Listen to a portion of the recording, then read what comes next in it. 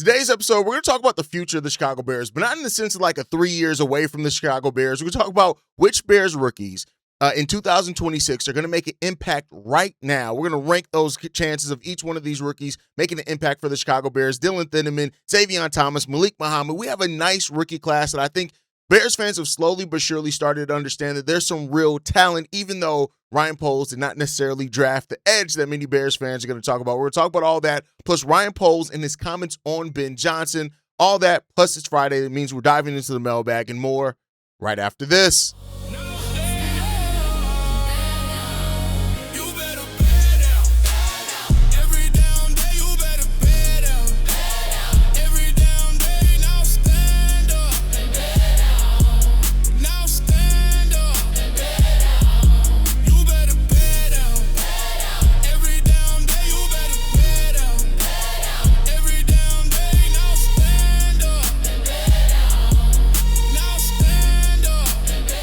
What's going on, Bears fans? Welcome to another episode of Chicago Bears Central, your number one spot for everything Chicago Bears related. I'm the host here, Haize, but more importantly, you guys can follow the channel at Chi Bears Central on every social media platform we happen to be on. With that said, let's go into this content for today, y'all. So I want to talk about the rookies and rank which case they're going to have, or which rookies are going to have the most impact on the season next year. I think it's fair to start off with our first round pick in Dillon Thieneman. Like, there's just no doubt he's going to be in the starter immediately. You look at what he's coming in to do. He's replacing Jaquan Brisker, all the elite instincts, the playmaking ability, all the things that can make him a huge difference maker in Dennis Allen's defense is going to be there right away. Now, we know he's going to be targeted early. Teams are going to test him early, and that happens with people in the secondary. But I think what they did in helping also bring in veteran Coby Bryant here, with that, you look at Thieneman and what he did last season. 92 tackles, 2 interceptions, 5 pass breakups, 1 sack.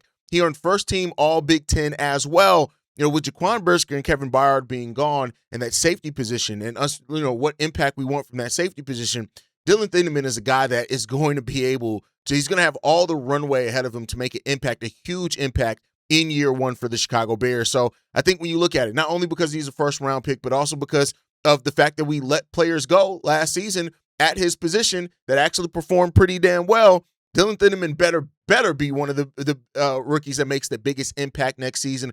I think it's going to be huge for him. I think it's going to be huge for the Chicago Bears defense. When you talk about adding speed, the tackling ability, which he's a really good tackler, Dillon Thieneman brings everything that Dennis Allen said, that the dynamics that he wanted to add to this defense. Thieneman brings those in droves, and it's going to be really big for the Chicago Bears. Next up, and this is going to be an unexpected guy to be this high on the list, is Sam Roush. Sam Roush, I think, has a chance to make a huge impact for the Chicago Bears next year, namely because of how he frees up Colston Loveland being used. So it may not equal to the stat sheet production from Sam Roush, but having somebody in him that can pass, that can block, and how that frees up Colston Loveland to be used a little bit more at the slot receiver, even though that's probably going to take some opportunities away from Khalif Raymond, Jade Walker, and Zavion Thomas, but it's going to free that up. And he's going to be like he's been one of the biggest standouts of the offseason so far. And I know why everybody's in a rush to have him replace Cole Kmet and trade Cole Kmet and all that type of stuff.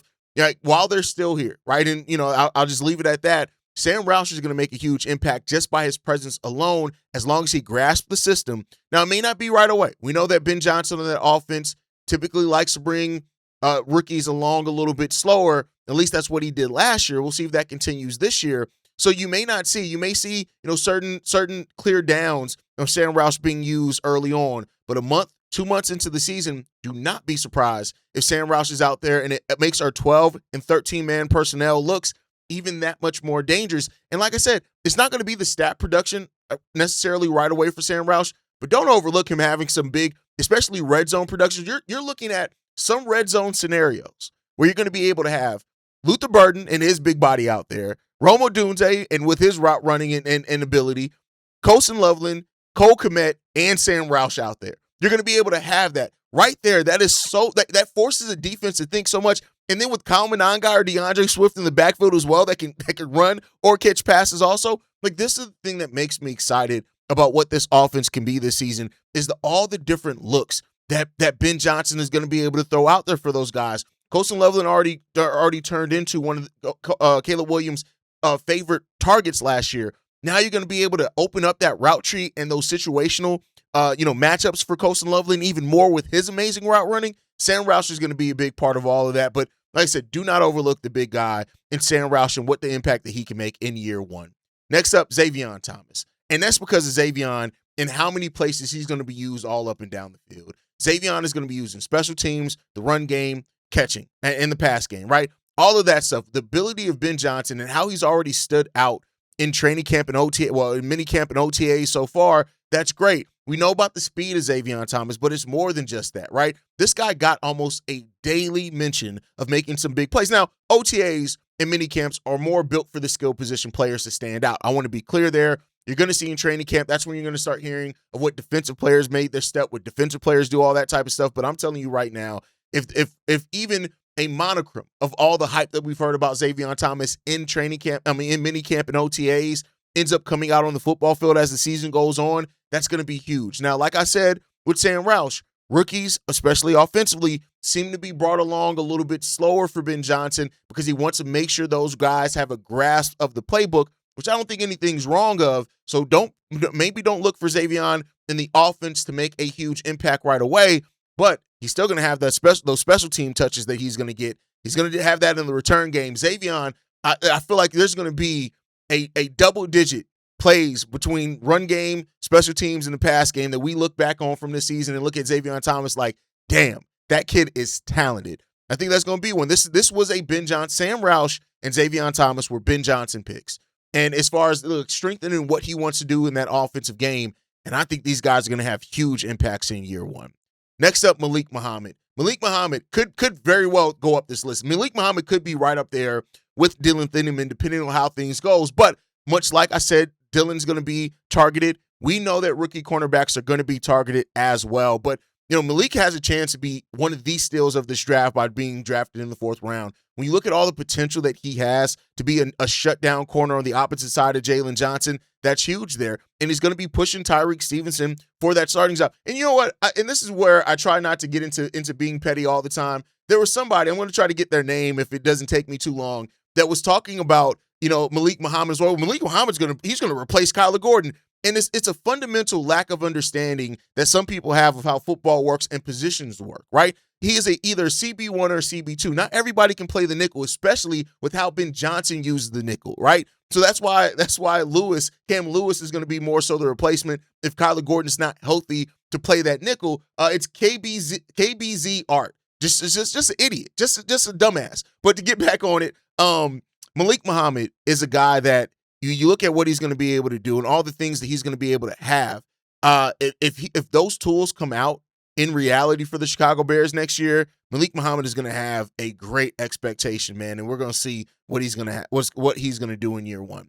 Next up, Logan Jones. Now, I have Logan Jones further down this because I do think you have Garrett Bradbury there as a veteran and as a floor raiser for the starting center that I think is going to start. Like, I'm not to say that Ben Johnson will be afraid to start a rookie. I don't necessarily think that he would. But even when we saw with Audrey Trapillo, right, when Audrey Trapillo clearly looked like maybe the best option at left tackle, Ben Johnson brought him along slowly. And because you do have a year to learn behind a veteran who I think is still going to fit in perfectly fine with the Chicago Bears, I think they're going to want to take that. Now, if Dan Roushar feels like Logan Jones is ready to start, you start his ass. Period, point blank. You start his ass. But I think either way, he's going to have a big pick. And as a day 2 pick for the Chicago Bears, Logan Jones better make his presence felt because he's going to have those snaps. And I'm going to be watching very closely how he performs in the run game and the pass game when he's out there, because I think he's going to have an amazing opportunity out of him to really be an impact player for the Chicago Bears as this season goes on as well.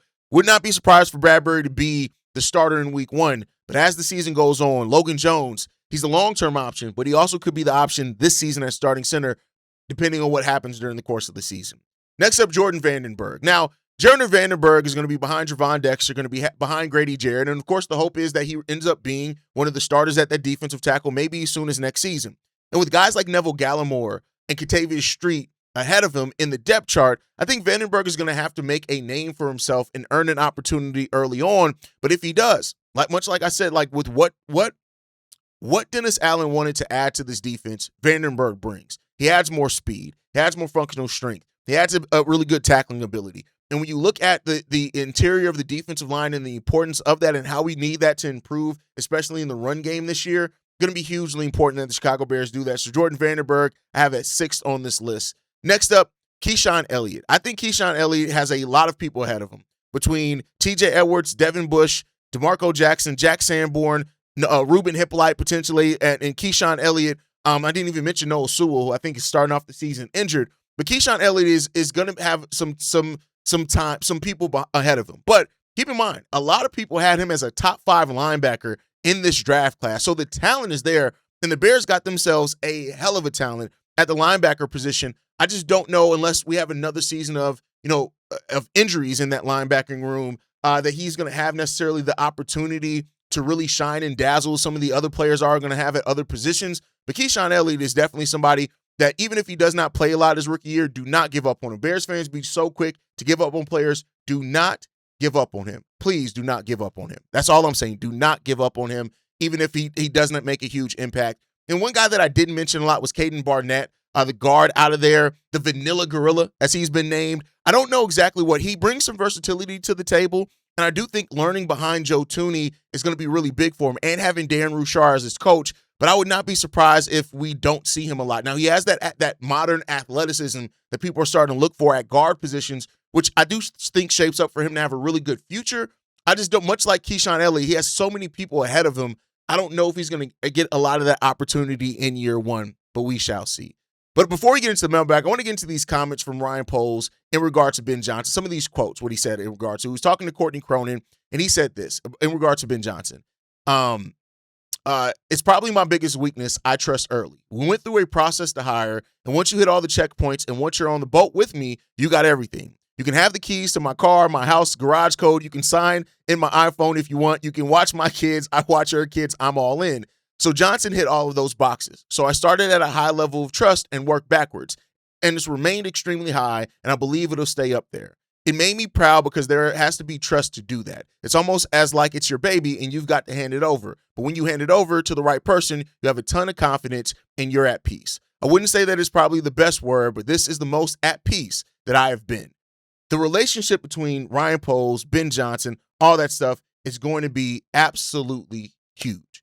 It is. It's going to be absolutely huge. And that's going to be a thing that we continue to see develop for this team as well. And so, Ben Johnson was the right coach for the right job. And I wanted to say that to remind everyone that, of course, Ben Johnson, we've had 1 year, guys were look really good after 1 year of being our head coach, that then kind of fall off. I really don't have any of that concern with Ben Johnson. I think a lot of Bears fans share that as well. Ben Johnson seems like the guy to be the Bears coach, and that's a lot better than what we've been able to say about some past things. But all right, enough of that. Let's get into the mailbag, man. This first voicemail that we have, this one's from Xavier. What's going on, guys? This is Xavier calling in, man. I just want to touch on a few topics, man.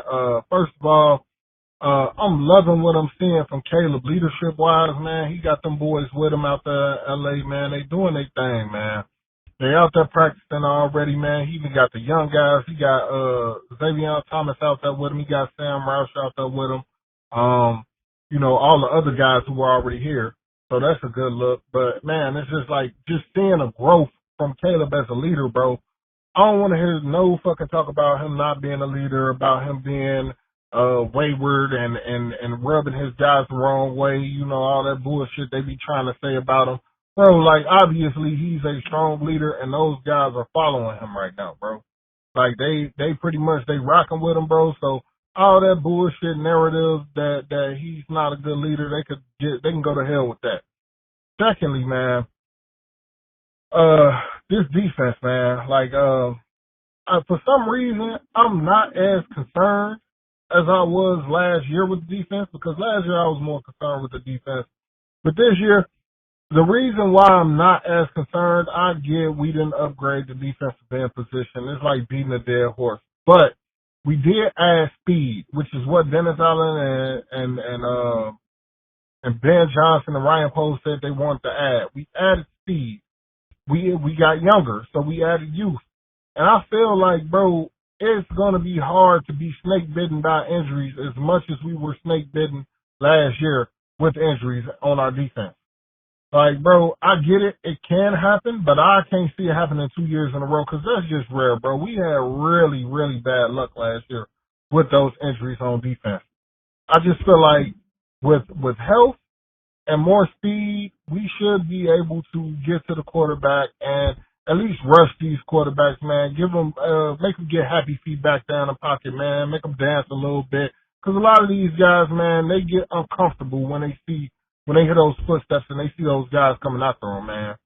So I just feel like with the speed that we added and the youth, we should be fine on defense. I'm not saying that we gonna be all world beaters on defense, but I don't see us being like bottom half of the league again. Like that shit's not gonna happen. I just can't. But let me know how y'all feel about that, man. Chicago up, bear down. Caleb is definitely growing as a leader, and I love to see that he's organizing those workouts at USC. I talked about that on yesterday's episode. I think he's learning what it takes to be a great leader at the NFL level, and that's something that you have to grow and develop into, and I think he's learning that and taking those lessons and taking them to heart and really doing that. As far as the Bears defense, I think that it will be a lot better than some people are giving it credit for. I think people are kind of ignoring how bad the injuries were for the Chicago Bears. Like you said, snake bitten and injuries really were. And I think that, we're gonna see how the injuries help, but also we need to be a better run defense. I know a lot's been made about the pass rush and all that, and I understand it, but we have to be a better run defense. If we get those things together, I think this team is going to be a really solid defense. Like you said, not saying top 10, but can we be in the top half of the league rather than the bottom 4 of the league? That's what I hope to see for the Chicago Bears this year. All right, let's get into the next one, man. This one's from Buck. Hey, good afternoon, Chicago Bears Central. I'd like to speak about, first, in response to that statement that Haize is a fan and not an analyst. Let me correct you. You are not only a great fan, Haize, but an excellent analyst. For example, when speaking about team concepts, you used a term some time ago. It was a symbiotic relationship that the defense, the secondary group, and the speedier linebacker group has that will benefit any perceived flaws in the defensive line. That's excellent analyzing.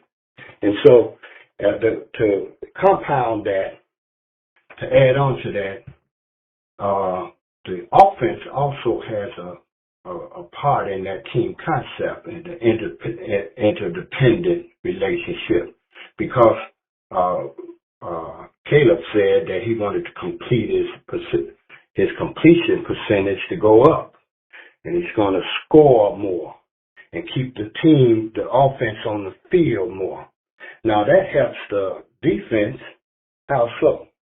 Because they'll be fresher as they come in. And he's going to do this, as far as that gunslinger mentality, the coaches help them to appreciate that we're going to tone that down a little bit. And he's going to do that by more handoffs, short passes, so to keep the offense on the field and the defense fresh. So that's team concept analyzing that you do very well. I got that from you. And so let me just say, keep up the good work. Go Chicago Bears, bear down. Talk to you later. I have to balance between the two, right? I have to put on my fan hat, put on the analytic hat, sometimes the merger between the two, right? That's the reality of it. But I do think that the Bears offense being more efficient absolutely helps the defense. It's a symbiotic, like when I talk about the symbiotic relationship between the pass rush and the pass coverage, it's because those things kind of go hand. People like to think, well, our cornerbacks would play better if we got more of a pass rush. But one can say if your corners can't cover shit, it makes it harder on your pass rush as well. So it's a symbiotic relationship there. But that goes throughout the whole team. We didn't have very many games last year where the offense and defense were both operating at a high level and helping each other out. That's what we need to do more this season. Having the offense and the defense help each other out, keeping the defense fresh, getting the offense back on the field in good field position, keeping the other team from scoring. All those things need to kind of overlap, especially if you don't want to just be a good team, you want to be a great team. Those things happen when you do that, and let's hope that that can happen this season for the Chicago Bears. Let's get into this next voicemail because I'm about to cook my brother Darius again. Let's get into this one from Darius. What's going on, guys? Darius from Dallas, man. Just wanted to comment on today's episode. First off, with all the rankings and all that, there's been a lot of that going around. I personally never really expected them to really give us our due credit or anything like that, man. You guys got to understand, it's a business for them, okay? And like, again, I'll say it again, like, Bears fans, we just react, to some of the things that are said about us, in a way that no other fan base does. I mean, we respond with outrage. That gets them clicks, man. You gotta understand, that's how it is. We are a strong fan base. When the Bears come here to Dallas and play the damn Cowboys, hell, you would think we were at a Bears game. Half the stadium is Bears. I'm going to go watch the Rangers play the White Sox in a couple weeks. Guess what? For the first day, the tickets are damn near they're selling quick. I might have to go to game 3, and I guarantee you when I go to that game, just like the last time I went, I'm going to see half the stadium with White Sox fans. That's just how we are, guys. That's going to be the nature of it because that's just how it is, man. They need clicks. So they're gonna put things in the ether about us that they know we're gonna respond to. So it just is what it is. I wouldn't even take it, too personal. But as far as the Cam Lewis thing, man, I really do think that him and Malik Muhammad could have a big role with this whole Kyler Gordon thing. It feels a lot like, and I hate to even compare it to this, but I don't know if some of y'all might remember what we went through with Kevin White. He was this wide receiver we drafted.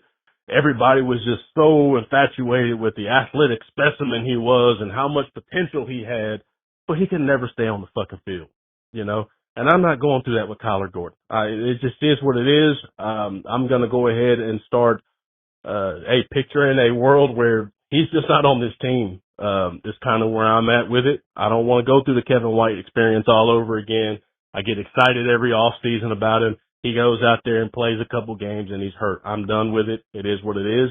As a fan, I'm just really much looking forward to what Cam Lewis and some of the guys we got, what Malik Muhammad has done, and kudos to Ryan Poles for putting more guys in place just in case this Kyler thing don't work out, man. So everything's good, brother. Everything's good, man. We just, I think we got the pieces that are going to step up regardless if Kyler is ready or not.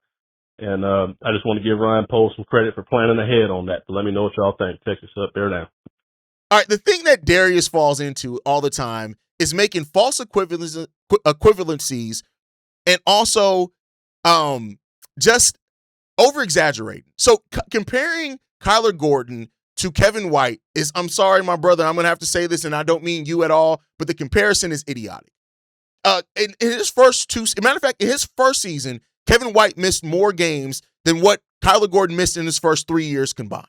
That's the reality of it. In Kevin White's first 2 seasons in the NFL, he missed more games than what Kyler Gordon's missed in 4 years so far. So comparing Kyler Gordon's injury woes to Kevin White's injury woes aren't even in the same atmosphere, bro. I get it. I know. I said it before. I know when you have to count more than 5, it really is difficult for people from Texas to do that because you have to use 2 hands in regards to that, and even having to count to 2 hands is difficult for y'all. But let's be real here. I know that Kyler Gordon has never played a full season in the NFL. I get that, and I get the doubt there. But the most games he ever missed was before last season was 4. Now, he missed 14 last season, so that is a major problem, and it's a concern there. But people who try to act like now, well, Kyler Gordon's never healthy. He's been a lot more healthy than he has not been. Last season was the opposite to that with the number of injuries that he faced with. And I'm not saying that it shouldn't be a concern if he can stay healthy, but his injury woes are exaggerated by you and by a lot in the case of this. And when he's on the football field, he's one of the best, if not the best, nickel corners in the game of football. So it's not the same. Kevin White he wasn't on the field really at all much, and you saw some flashes there. But at the end of the day, you've seen a lot more consistent functionality from Kyler Gordon than you ever saw from Kevin White. I don't like when people make false equivalencies. I don't like when they make these broad comparisons that just don't work. We got to, come on. They say everything was bigger in Texas. I didn't think that meant the exaggerations too, bro. All right, let's get into this next voicemail, man. This one's from Keys. Yo, what's the deal, man? It's your boy Keys. With that being said, let's get right into it. Haize, I watched the last couple episodes, and I just want to piggyback on things you said about the defense. And my expertise and what I know a little bit about defense, right? I've always been a proponent of if you got 2 big bodies in the middle who can hold their gaps and do what they need to do to let the linebackers run free and make plays, it makes for a better defense. That involves the edge as well, but mainly the D tackles. I think the issue, with this defense is not because we have one of the a good secondary, right? And personally, I don't think the forefront of your defense should be your secondary, even though we're in that position. It's always the defensive tackles.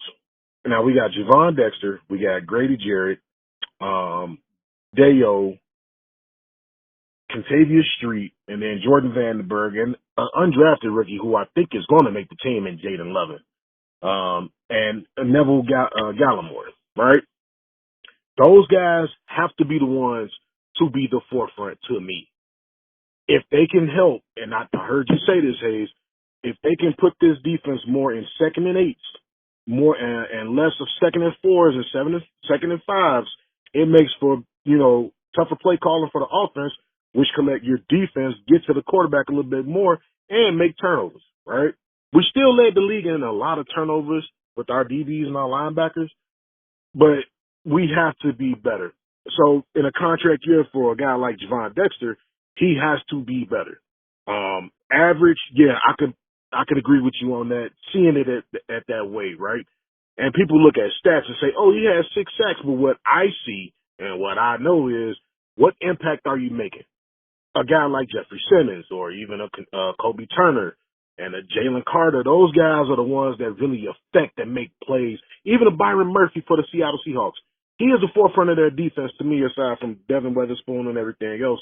He makes them go. So when you got that pressure up front, that's what I'm looking at. If we can do that, I think we could probably be a top 15, because I have no doubts we still going to be able to get turnovers, but we got to be better in the run game, and they have to be better. So I'm expecting a lot of them, and being a former D tackle, that's where we were when I played. We were top 5, so it has to be that. But let me know what you guys think. As always, Chi-Town up, bear down. Keep doing y'all thing, fellas. The interior defensive line absolutely has to be better. No ifs, ands, or buts about it. It has to be better, not only in getting pressure, but also in stopping the run game. I'm really looking at Javon Dexter and Austin Booker, like I said, even though Austin Booker's not on the interior, for their growth in the run game and how much that grows this season. But like you said, the interior of the defensive line is important, and nobody's going to overlook that. We gave up too many big runs, and a lot of that came up going through the teeth of the defense, the heart of the defense, and we have to eliminate that, especially if we want to make this leap to being a more functional defense this year. So spot on, Keys, as always. All right, get your podcast wife Darius together. Let's get to this last voicemail, man. This one's from Fred. Hey, yo, Haize, what up, man? Shout out to the Cognac boys, man. Bobby, C-Dub, man. Shout out to Big Kev and Steve-O. Hey, I just want to say this, man. I know football season right around the corner, and I can't wait for football season to get back. But first of all, the disrespect that they keep doing to the Bears. I looked at this year's rankings for offense. How do y'all put the Bears at the bottom, and the Bears just ranked last season at number 6 as far as offense? Like, I don't get that. Like, I don't understand that. Like, why the Bear hate so real though? But you know what though? I'm glad that they got all this Bear hate, you know what I'm saying, for my team, because I can't wait for my team to come out and start taking names and kicking ass. Because last season was the beginning and preview of show what the offense gonna look like. Now everybody I know got some concerns about the defense. I think the defense actually gonna be way better than what they was last season. You know, we got Austin Booker, who we gonna have, you know, coming back healthy and everything. And we got guys like, you know, Shamar Turner, you know, who I think gonna probably make an impact. Hopefully we get that Grady Jarrett from the Atlanta Falcons, Grady Jarrett, Pro Bowler, because he looked like he was coming along last season, even though he had missed some games, whatever the case may be though. But all this hate that, you know, you got some ESPN assholes keep hating on the Bears and ranking their offensive bottom. Then they gonna put Green Bay offense over ours when our offense was higher than Green Bay. And then they want to say Jordan Love is the best quarterback in the North when this man never won a division title. So make that make sense to me, bro. Like, all this hating shit that they keep hating on the Bears, I want them to keep hating on the Bears. Because at this point, I'm with Chicago against everybody right now. You know, because it's ridiculous though. You got a first year coach who turned the team around, won a division title his first year, and got snubbed on Coach of the Year. And not only that, we beat Green Bay twice. So all this, disrespect, like, I can't wait till the Bears week 1, we go out here and we put BTA on week 1 against who we playing. I think it's the Panthers week 1. So they better get their popcorns ready, man. And then on top of that, it's like the hate just for I see me real. And for Mark Slavers to compare Caleb Williams to Kyler Murray. Kyler Murray hadn't even done the damn thing. Like, that was a straight insult. Well, I can't wait to Caleb drop bombs on everybody, man. Let me know what you think, big dog. Chicago up, better out enough. Listen, the Bears did it in 1 year. And even though I'm a huge Bears fan, there's reason to doubt for the Chicago Bears. I understand it to a degree because the way that the Bears won last year was a lot of comebacks, a lot of wild comebacks, fourth quarter comebacks. And so on top of that, with it being the first year that this team looked like that offensively, I can understand some of the doubt. And I'm not saying that it's all justified or anything like that, but I'm saying that I don't agree with it all, but I can understand what it's rooted in. And the fact is, now the Bears get a chance to show it on the football field. That's it. I always love that. Go and show it on the football field, show what you can bring, and let's let all the noise just be noise after that. So that's what I'm hoping we see from this team. Show it on the football field and let the rest be what it's going to be.